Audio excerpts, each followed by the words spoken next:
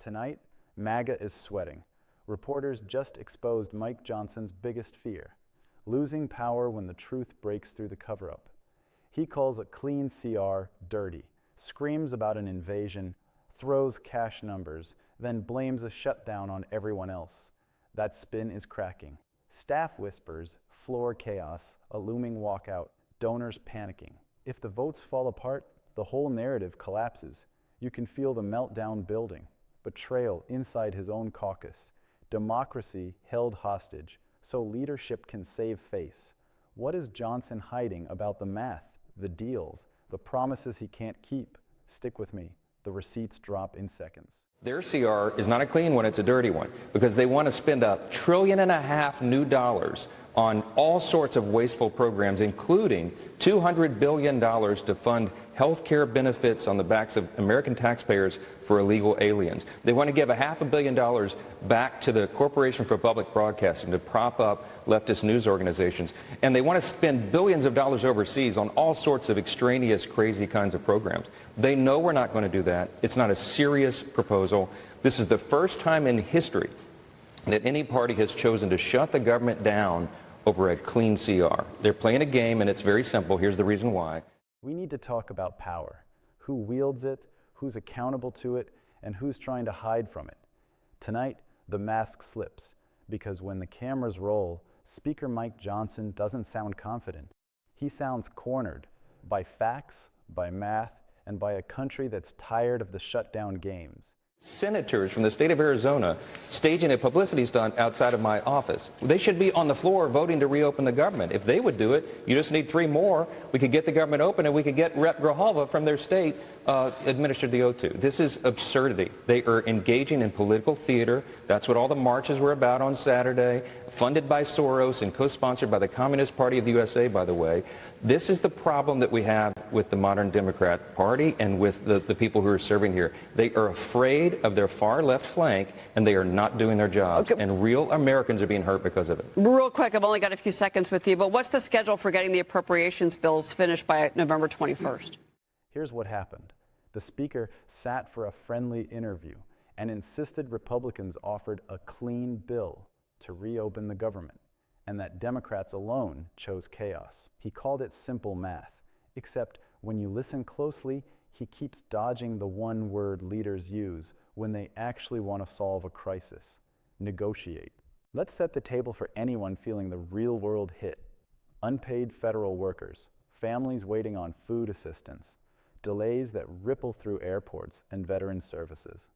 In moments like this, a responsible speaker levels with the public, owns his role, and sits at the table to hammer out a compromise. Johnson's line is different. Everything is someone else's fault, and the solution is to do only what he already wants to do. That's not leadership. That's hostage-taking by press release. You can hear the tells. When cornered, he retreats to caricatures, trillions in waste, leftist media handouts, benefits for illegals, billions overseas.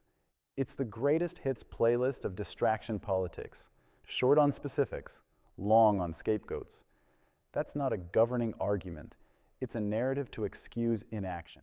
Their CR is not a clean one, it's a dirty one, because they want to spend $1.5 trillion new dollars on all sorts of wasteful programs, including $200 billion to fund health care benefits on the backs of American taxpayers for illegal aliens. They want to give $500 million back to the Corporation for Public Broadcasting to prop up leftist news organizations.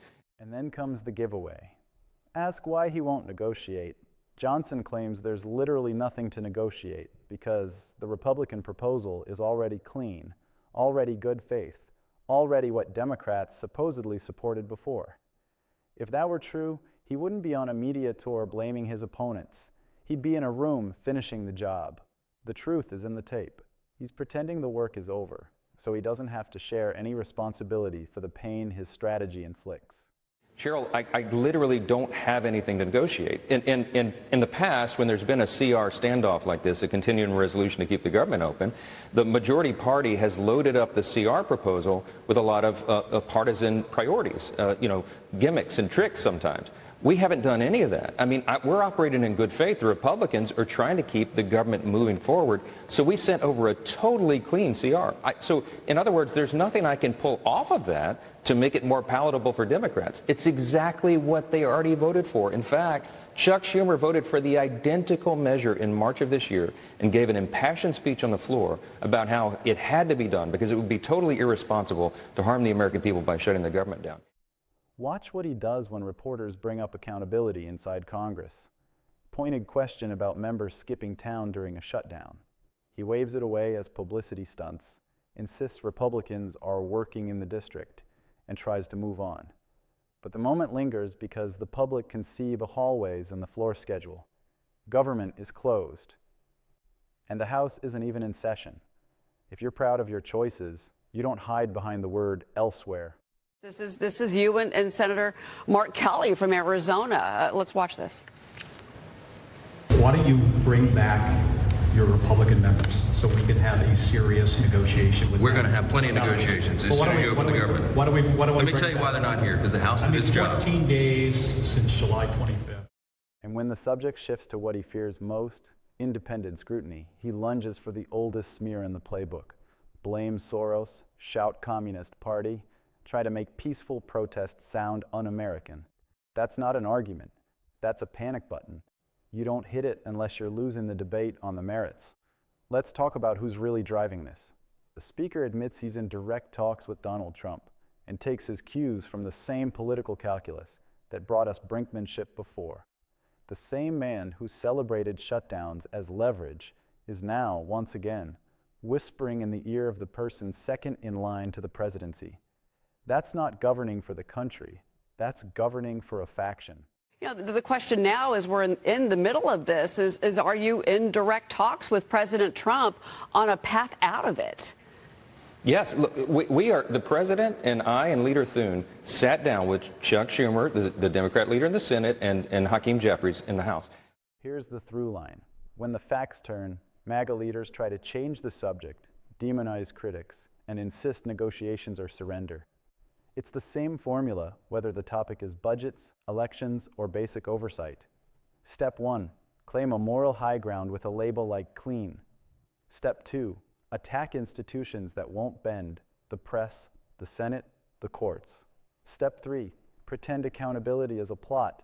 That's how you normalize endless crisis and how democracies erode, one shortcut at a time. We saw the shortcut again when he tried to deflect questions about swearing in a duly elected member from Arizona.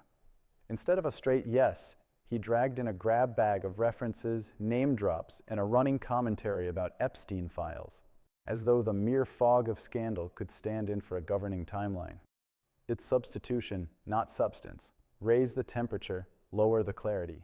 I'm doing the exact same thing. This has zero to do with Epstein. The Epstein files are being released. There's 43,000 pages now out there. You have the flight logs, the financial ledgers, the phone logs, and the daily calendar of Epstein now that are out there. Names are being released. All that is happening. So that's a red herring. The Democrats are so good at distraction. They're trying to make people lose sight of the simple fact here that the Republicans have voted over and over and over to open the government, and they have voted to close it. That is the plain and simple truth. But here's the thing about math. Eventually it arrives. Reporters brought receipts. New polling on party identification shows a country moving the other way. Not just a blip, but a trend across multiple surveys, with Democrats opening a meaningful lead after years of parity. That's Johnson's nightmare. And you can see why. If voters are tiring of shutdown threats, GOP infighting, and permanent crisis, the no-compromise brand stops selling.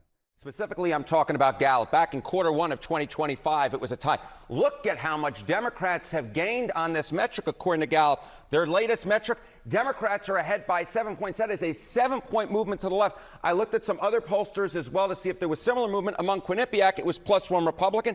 And you can see, again, movement to the left, Democrats +3. You know, last year, going into the 2024 presidential election, that was the rare time in which Republicans actually held a lead in Gallup's party ID measure. That Republican lead is no more. Adios, amigos, eliminated. Now Democrats ahead by by 7 points, at least according to Gallup. And this is when pollsters call and ask you for your party. Basically, this is self-reporting of what party you're in, and now you're seeing this 7-point swing in what people are saying in this. Let's pause on why party ID matters. It's not a vote yet. It's the weather vane that tells you which way the wind is pushing undecideds and turnout models. In cycle after cycle, when one party opens a clear advantage on identification, it shows up in House seats, the most sensitive measure of national mood. The tape is blunt. When Democrats are up big on this metric heading into a midterm, Republicans don't gain seats. There's no modern example. The speaker can spin, but history doesn't. There is no historical precedent for Republicans actually gaining House seats. The Democrats gain in every year. That looks like what Gallup shows right now. Yeah, again, and this number right here for Democrats may be one of the better numbers they've seen in some time. You got it exactly right, Jar. And if you're Mike Johnson, that has consequences beyond headlines. He holds the gavel by a thread in a conference that has turned on its own leaders before, and he's staking his speakership on a shutdown brink that voters increasingly reject. If the numbers hold, it's not just the majority at risk. It's his job. That's the fear. That's why the rhetoric keeps getting hotter as the leverage gets weaker. It looks much more like what we had going into the 2018 midterm cycle, in which Democrats were ahead by 4 points. They're actually doing better at this point than they were doing during the 2018 cycle. If you average in the Quinnipiac, it's about the same. But at this particular point, what you're seeing is Democrats doing considerably better than they did back in the 2022 midterm cycle. And more than that, Democrats have been gaining throughout this year compared to what we saw back in the 2021 year, in which we saw Republicans gaining during the year. And what we've ended up with in quarter three is Democrats ahead by 7, much better than the position that they had going into 2022, when they were only ahead by 1 point in quarter three of 2021. So 4 points was a good year for Democrats in 2018. 1 point was a bad year for Democrats in 2022. Back to the substance. Johnson says the Republican plan is Biden-era spending that they don't even like, that they'll change later to implement Trump policies. Read that carefully. He's arguing to extend the status quo he condemns while promising to rewrite it only if he wins more power. Translation: accept our terms today so we can impose our ideology tomorrow. That's not fiscal stewardship. That's a bait and switch. People living paycheck to paycheck don't have time for rhetorical purity tests. This is Biden-era policies and spending. We don't even like this. We want to change it. We're in the appropriations process to implement Trump policies and not Biden policies. But the point is, the Democrats have zero basis to oppose it other than the politics that were on display at their No Kings rallies, their Hate America rallies on Saturday. And his clean label, it collapses under scrutiny. Any continuing resolution is a policy choice with trade-offs. What gets funded, what expires, what conditions attach. Calling it clean doesn't make it neutral. It makes it unfalsifiable. If Democrats had pasted their wish list onto a CR and slapped clean on the top, Johnson would rightly call that spin. Standards don't change because the logo on the letterhead does. There's also the procedural dodge. We can't negotiate because there's nothing to take off. That's exactly what negotiating is. Finding the mix of duration, offsets, guardrails, and oversight that gets 60 votes in the Senate and a majority in the House. Saying there's nothing to change is admitting the point. He doesn't want the deal that actually ends the pain. He wants the talking point that extends it. And while we're here, let's puncture the protest smear. The First Amendment doesn't come with a donor blacklist. Americans have a right to march, organize, and criticize their government, whether a speaker approves of the underwriters or not. When elected officials use bogeymen to discredit dissent, they're not defending democracy, they're testing its fences. Today it's Soros. Tomorrow it's a judge, a journalist, or a local election board. It's always the same target, any institution that won't kneel. Zoom out. The MAGA project has trained leaders to treat compromise as weakness and oversight as betrayal. That's why whenever the consequences arrive, missed paychecks, stalled services, the response isn't to broaden the coalition, it's to narrow the blame. Pick a villain, ride the algorithm, repeat. The country pays the tab, while a handful of politicians collect the clicks. But there is a cost to living inside a feedback loop. Voters outside the bubble still care about competence. They can tell the difference between governing and grandstanding. And when a speaker says he literally has nothing to negotiate as Americans lose income and stability, people hear that. It lands. It sticks. The polling movement away from a shutdown brand isn't mysterious. It's earned. Let's return to the through line. Accountability versus impunity. Real accountability is hard. It means admitting your plan didn't pass, counting votes skeptically, and meeting your opponents where the numbers are. Impunity is easy. It's press hits, blame shifting, and grievance as policy. One preserves democratic habit, the muscle memory of pluralism. The other erodes it, because nothing stabilizes if the only acceptable outcome is unilateral surrender. Here's a concrete example of how a real leader would talk. We proposed a short-term CR with X guardrails for Y weeks. They countered with Z.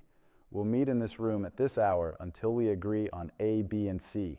Federal workers will get paid. SNAP will go out. Airport staffing will be stabilized. Then we'll have the big fight over the appropriations bills. That's candor. That's a plan written for the public, not a faction. Instead, what we're getting is the opposite. Assurances that everything is bipartisan even as votes fail, boasts about productivity while the lights are off, and culture war asides anytime the questions get specific. It's not an accident. It's a strategy. Keep the base riled up, keep the enemy list long, keep the cameras busy. But the cameras did something different this time. They brought data. And the data say the country's patience for performative shutdowns is running out. If you care about rule of law and a functioning government, that should be heartening. Not because one party wins, but because it suggests a public immune system still works.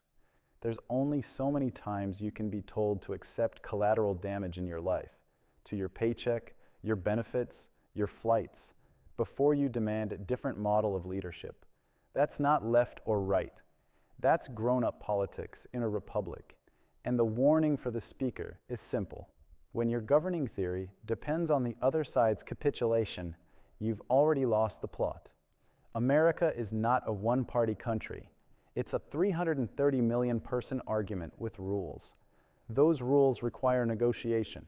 They require respect for institutions you don't control. They require you to tell the truth about costs and choices. If you can't do that, the gavel doesn't make you strong. It makes you loud. So yes, MAGA is panicking because reporters did their job. They set the talking points next to the tape and the trend lines, and the picture that emerges is of a political strategy that's out of road. The fear isn't just losing a vote. It's losing the only tactic they've trusted. Break the system, then blame the system. The country is saying no. That's the story. And that's a good thing for a democracy that still intends to govern itself. We close where we began, with accountability. Governing is not about winning every round. It's about honoring the people who feel every consequence. Paychecks, benefits, safety, dignity. That's the work. The oath is to the Constitution, not to a personality cult, not to a fabricated enemies list, not to the loudest donor. We deserve leaders who remember that, and we will, if we insist on it, together.